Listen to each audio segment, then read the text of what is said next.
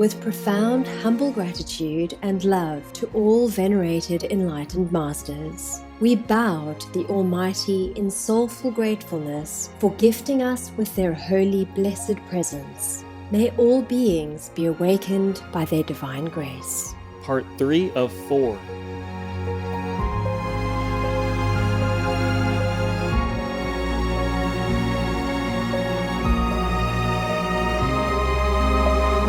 Etc. Be vegan, make peace, do good deeds. Heaven Godspeed. Our programs offer many languages. Please visit suprememastertv.com/schedule.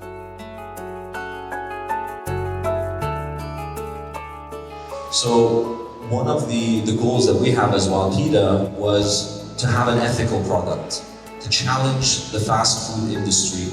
We don't call ourselves fast food, we call ourselves good food served fast. Please stay with us to enjoy this illuminating Congress.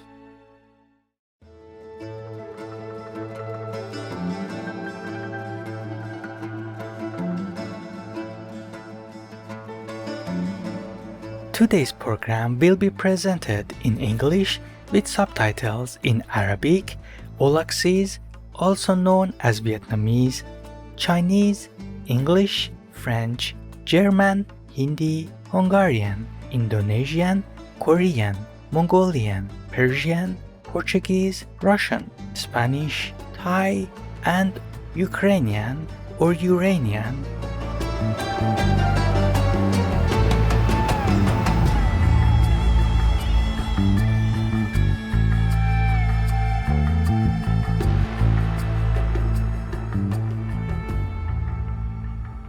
Assalamu alaikum. Noble viewers, this is a traditional Arabic greeting which means peace be upon you. I am Abedin.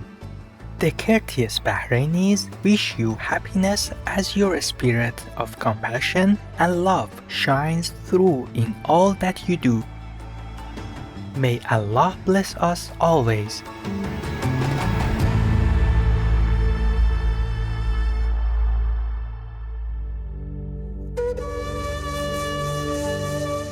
The Kingdom of Bahrain is a group of islands in the Persian Gulf located between Qatar and the northeastern coast of Saudi Arabia.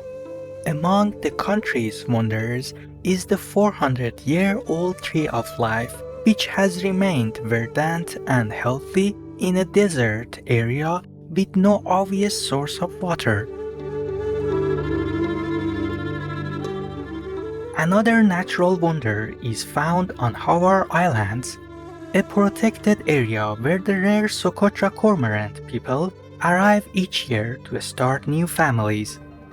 The shallow waters around the islands also provide perfect feeding areas for the gentle dugong, a vegetarian marine mammal person who loves to feast on underwater seagrass.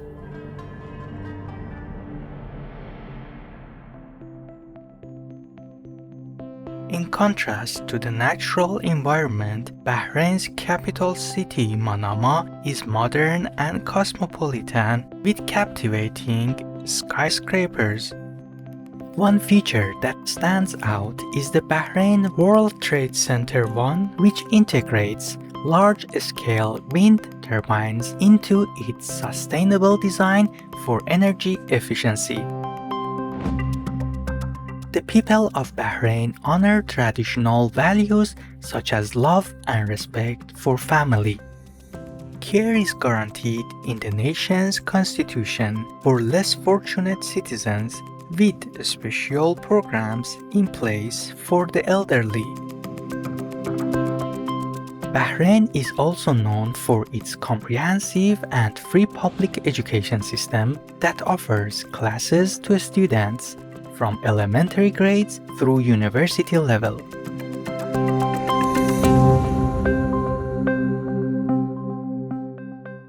In December 2010, the first ever Middle East Vegetarian Congress was held at the Dubai International Exhibition Center, with the public invited to engage in an interactive exploration of the plant-based lifestyle.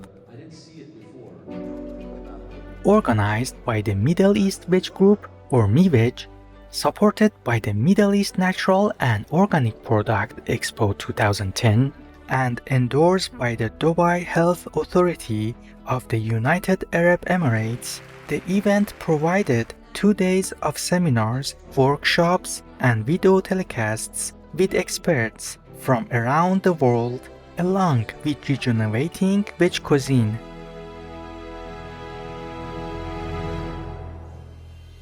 In addition, Supreme Master Ching Hai Vegan was specially invited to speak via live video link on being a vegan and environmentally sustainable food choice, followed by a question and answer session with attendees and the launch of the Arabic edition of the international best-selling book The Birds in My Life, which was already sold out pre-launch. The Birds in My Life was printed by United Printing and Publishing, a subsidiary of Abu Dhabi Media Company or ADMC, owned by the government of Abu Dhabi. Be veg, go green to save the planet, yo! We now invite you to join us for part 11 of the conference titled The First Middle East Vegetarian or MEVEG Congress, held in the city of Dubai in the United Arab Emirates on December 6, 2010, with Muhammad Parham Al-Wadi, co-owner of Wild Pita, whose vegetarian shawarma options offers a unique take on making nutritious, good food served fast.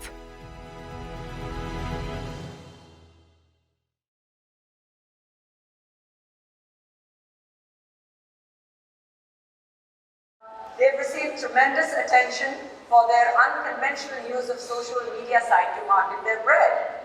And, they've given a fresh perspective to shawarma. I mean, the favorite thing whenever you think of Arab food, the first thing that comes to mind is shawarma. So they have added a new touch, and today something special will also be launched with the school kids coming over here. So it's not uncommon to see their followers influencing decisions related to operations, design, menu listing. They call it brand democracy. So we like the fresh blood which has come up and started such innovative restaurants over here. So Wild Pita aims to become the world's first Emirati restaurant brand to be exported across the world. So we wish it good luck.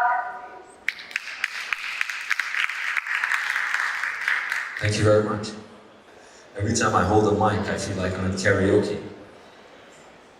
I want to ask a few questions. How many people sitting here have been living in the Middle East for a few years now? Raise your hands. Terrific. How many vegetarians do we have here? Raise your hands. Excellent. So you vegetarians, how many of you have had shawarmas? So there's one vegetarian who's had a shawarma. So how is that even possible, right? And we all know that shawarma equates with meat. So you have two choices, you have meat and you have chicken shawarma. So obviously vegetarians cannot eat that. And if you do, it's a horrible sandwich. It has 2-3 types of vegetables in it, if you're lucky. Usually has one, and a little bit of sauce in there. So about 10 years ago, my brother and I came up with an idea. We looked at the shawarma, this amazing sandwich, and depending from where you're from, whether you're Turkish or you're Greek, it could be either or. That shawarma, that sandwich has been around for centuries.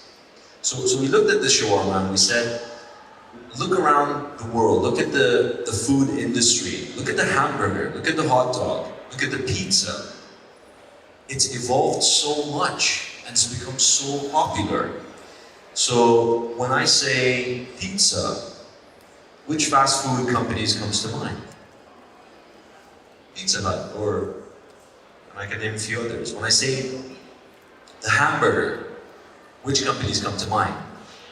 McDonald's, Burger King, and so forth. And there's other examples of chicken and whatnot.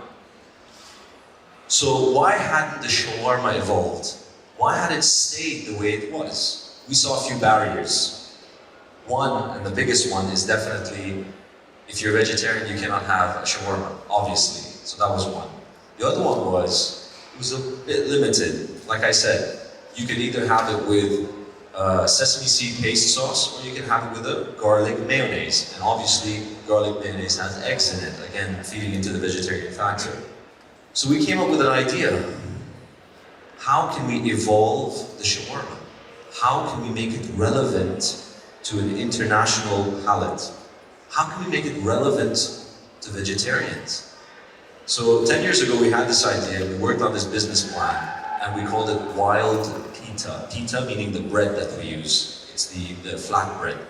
We actually just called it Pita with two E's, P-E-E-T-A. And the reason for that was, it's actually supposed to be spelled P-I-T-A.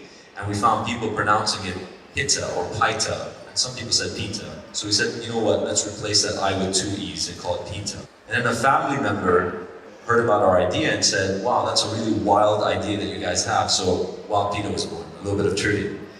So it took us 10 years to bring this concept to life. Why did it take 10 years? We didn't have the funding to start this business, neither did our families, so we looked around, we looked at financial institutions, at banks and so forth. And we went to them and we said, hello bank, we have this crazy idea. We're two Emirati guys and want to open up a shawarma place, but we're going to have vegetarian shawarmas. So 10 years, nobody entertained us. We couldn't get any money to start our business. However, if we wanted to buy property in the UAE, there was plenty of money for that. So what's so special about Wild Pita, this product that we have? The cool thing about Wild Pita is we have the world's first vegetarian shawarma. Now, I like vegetarian food. And you'll probably find me, if I'm not eating at Wild Pita, you'll find me in Karama somewhere. You know, and that's probably my favorite place in Dubai.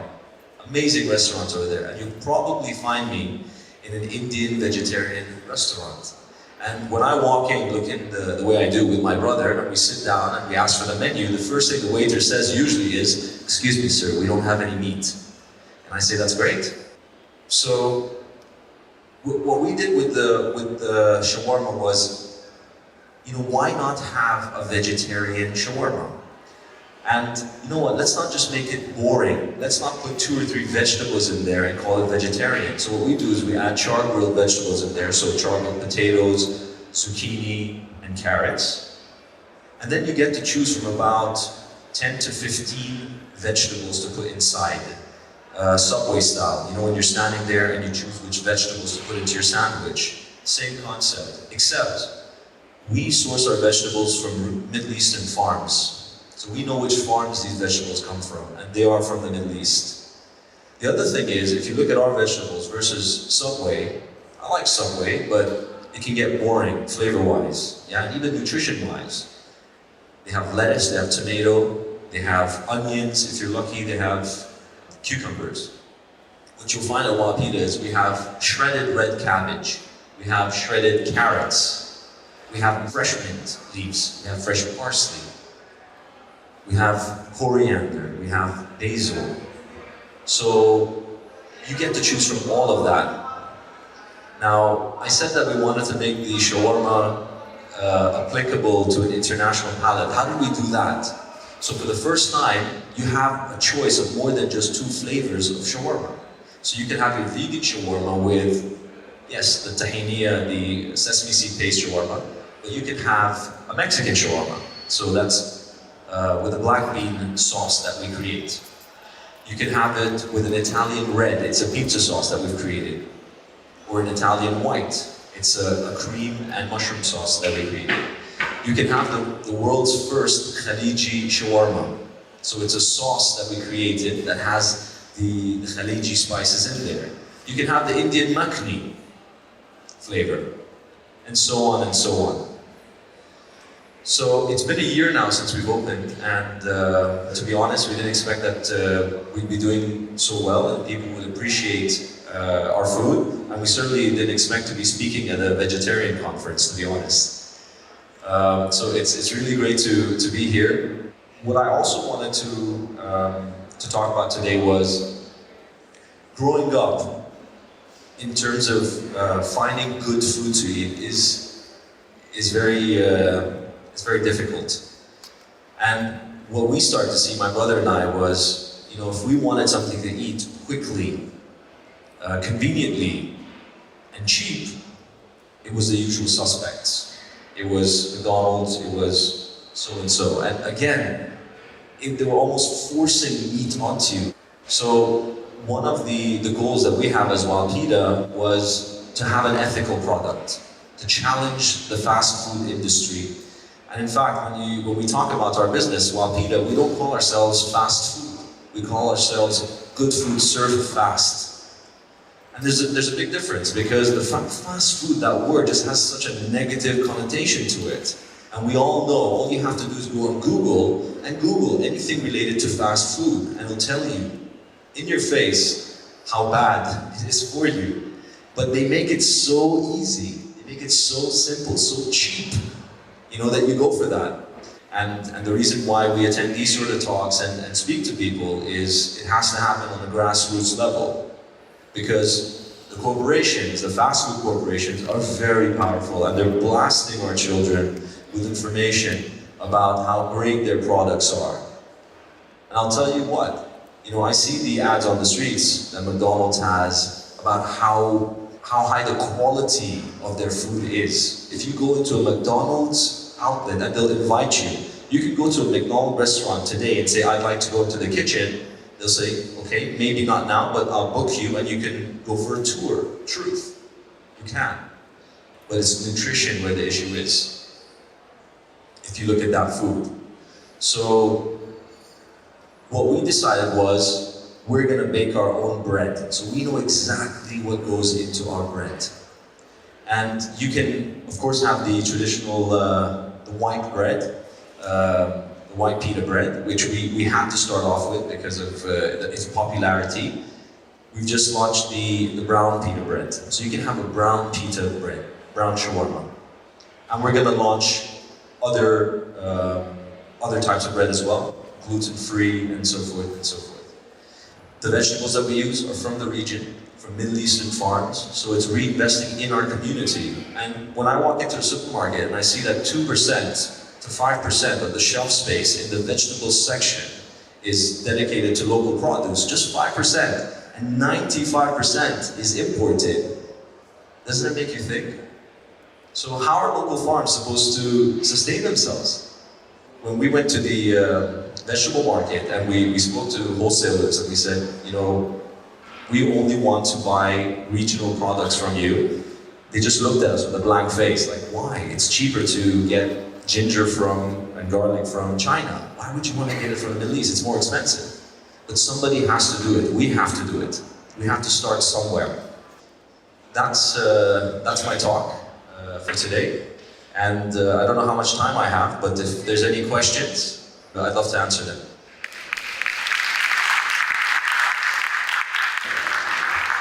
It's a good idea to start vegetarian businesses so that we can reach more people. But is your business idea just a business idea, or there are some values behind those? What are those values? I come from 12 years of multinational experience, so I worked with cosmetic companies, medical equipment. My brother is ex-Pepsi and he is ex-Master Foods, which is Galaxy Chocolates and whatnot.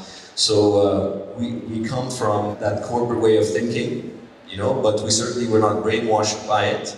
And when you look at the values of a corporation, there's two that always stand out, which is shareholder value and profit.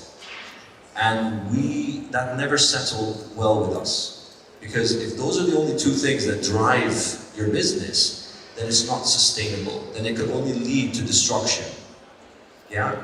Growing your sales on paper looks great and it's terrific in your pocket, but it means growing more food or producing more and more and more and more of things that you don't necessarily need, of food that you cannot necessarily consume.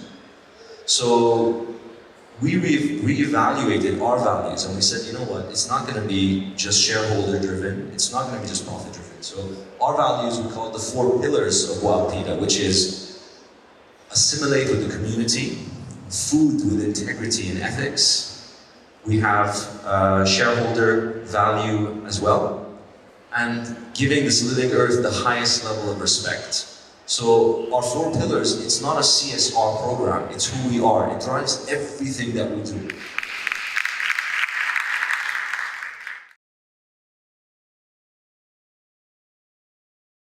People were caught by surprise when you started to make war. But why are they surprised? What else can you do? The type of man that you are, low life, low intelligence, zero morals, and zero noble goals in life. Distinguished viewers, we appreciate your presence today for the first Middle East Vegetarian or MEVEG Congress on Words of Wisdom. Please join us tomorrow for part 12 of this inspiring conference. Coming up next is Mount Shasta, Sacred Mountain Bathed in Mystery, part 1 of 2, right after noteworthy news. May the heavenly light and melodies be your daily inspiration. Be vegan, make peace, do good deeds. Hell not rich. Our programs offer many languages. Please visit suprememastertv.com/schedule and suprememastertv.com/WOW. Nos programmes offrent plusieurs langues. Veuillez visiter suprememastertv.com/schedule et suprememastertv.com/WOW. Nuestros programas ofrecen varios idiomas. Visiten suprememastertv.com/schedule y suprememastertv.com/WOW. 저희 방송은 다양한 언어를 제공합니다. 다음을 참고하세요. suprememastertv.com/schedule 그리고 suprememastertv.com/WOW